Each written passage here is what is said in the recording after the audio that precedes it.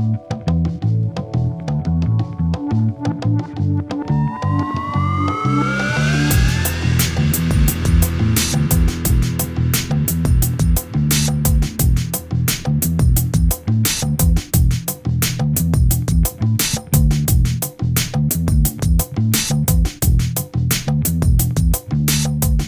Steven Holl here in New York, where we're based. We have an office in Beijing, and together we're 45 people. We're working sort of all over the world. In China, we just completed the horizontal skyscraper in Shenzhen, and we're excited to be opening the new museum in Nanjing. We're opening a new building in Biarritz on the 25th of June, the Museum of Surf and the Ocean. It's an exciting moment for architecture, I think, and for our practice with many sites, but that requires me to be on the plane, often going over the North Pole, traveling, let's say, 150 days a year, that means I must work when I travel. And I work with a small sketchbook, a watercolor pad, which is kind of my secret weapon, because I can make concept drawings and photograph them with my iPhone and send them back in mid-air. So it's a wonderful way of working. The architecture is a manifold of space, light, and material and time. This sort of phenomenal relation of architecture really can change the way we live. I think it's one of the most important arts in that way. And for me, architecture is about a universal and the specific. The site is really important. Architecture is bound to situation, and I feel like the site is a metaphysical link, a poetic link to what a building can be. Architecture isn't so much bound to situation as it transforms the situation. For me, architecture is an organic link between concept and form. The idea drives the design, but the experience is in the phenomena. Once I had an exhibition try to summarize our work with the term idea and phenomena. That was at the Architecture Zentrum in Vienna. And the idea drives the design, but the real test of architecture is in the experience, the moving through space, the overlapping perspectives, the incomplete perception, and how a building can draw you through the quality of material, the smell, the sound, the quality of the light. These things are all interacting in what I call enmeshed experience. And that kind of enmeshed experience is something that really needs to be felt with the body moving through space. Another time there was a film about my work and our work, our collaborative work, and it was titled The Body in Space. So the body becomes the measure of architecture. As you move through spaces with all your senses acute, you really are testing the architecture. So for me, it's always this, let's say, this dialogue between the idea that drives the design, but the experience of the architecture really is the test. I think that the architecture has the potential to put essences back into existence. And that's when the architect is in control of everything and every part of a building, the material, the light, the spaces. That's really something I think is the highest, let's say, aspiration. But on an urban level, I think an architect today, especially now that we've been working in China for, let's say, 8 years, an architect needs to write the program, rewrite the program.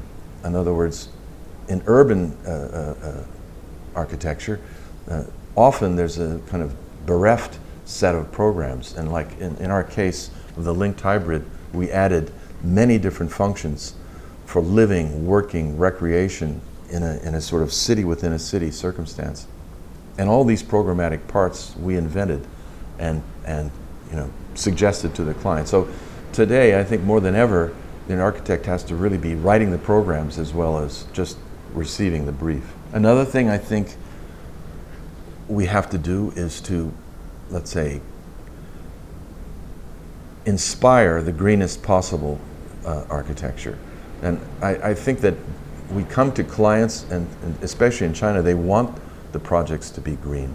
But in America, we have to sort of twist arms and convince them to do certain things. But I think in every situation, an architect has this sort of, let's say, responsibility to bring the greenest possible building into existence.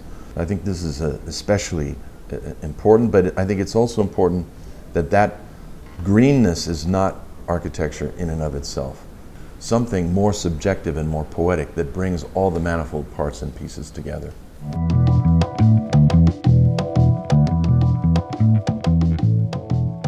I always felt that the brief, the program that you're given is just so many bananas, that you really need to rethink the program. So in starting a project, we read the brief, study the site, but then put it aside and try to imagine, whatever concept that we're working on, imagine how to enrich that experience and imagine other programs coming into being, coming into play, and as much as possible transforming the existing situation. And I think, especially in the work in China, we've been amazed at how receptive the client was to changing the program. And often I change the site, like in the case of the Nelson-Atkins Museum.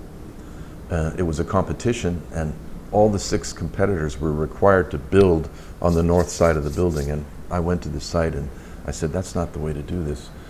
You shouldn't even touch the existing building. And we made a scheme which went down the side, merged into the landscape, and basically breaking all the rules of the competition.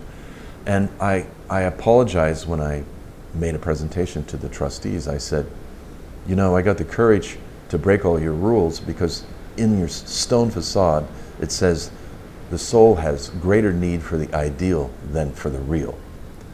And they laughed, and we won the competition. And, in fact, we won the competition with a unanimous vote from the trustees. So that's just an example of what I say is to always take the idealistic approach and try to transform the program, add to it, enrich the program, but also question the site to in a way, to be as disobedient as possible in the beginning in order to get to the highest level of a project. I think it's very important. I think architecture has to remain experimental. We always, in our office, every time we start a project, we're experimenting with materials, we're experimenting with different formal possibilities. I think that's a key to the life of architecture, that it can't rely on, sort of the already proven, the already built, the already thought. It has to, in a way, explore the not yet felt. In that sense, it's always, in a way, in touch with the latest possible developments in materials and in techniques.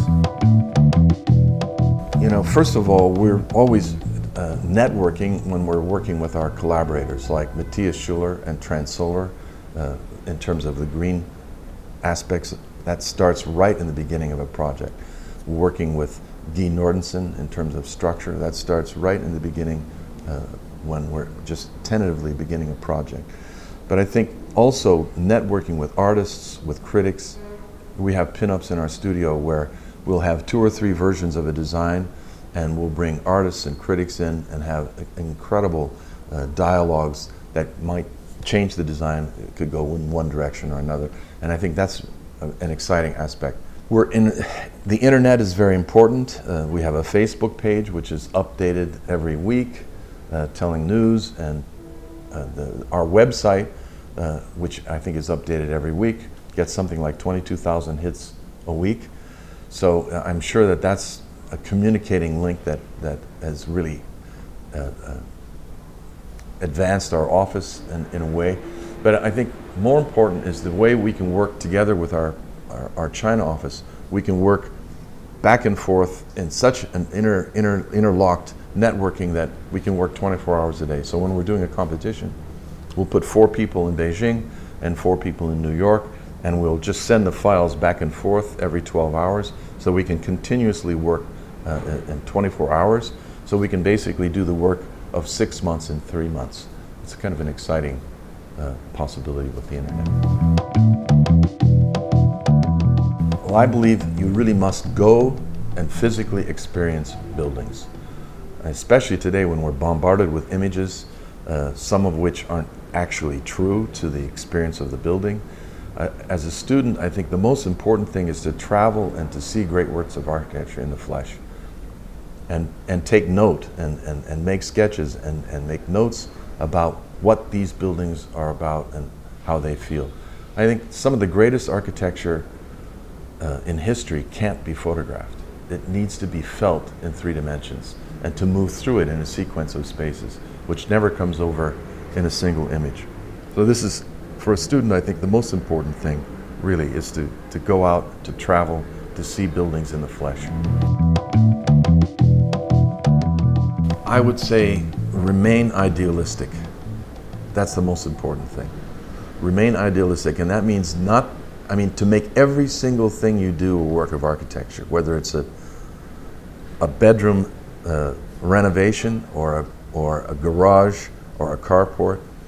Whatever project you work on, make it to the most extent you can, make it a work of architecture. And that is not to work on a double standard, not to work with some projects bringing in money and other projects you say are going to be architecture. I think being idealistic was the key to the success of our office. And I guess perhaps because I had worked in San Francisco in an office where they did projects that they said, these projects aren't architecture, they're to support the office. And the problem is, with a double standard, your whole value system starts to collapse. So I think it's really important, it's very important to remain idealistic.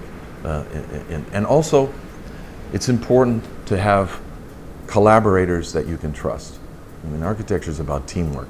It's really about a group of people who see something, an aim, an ideal, and they're working on it to achieve it together. And I think that's a key aspect of any success of any office is teamwork.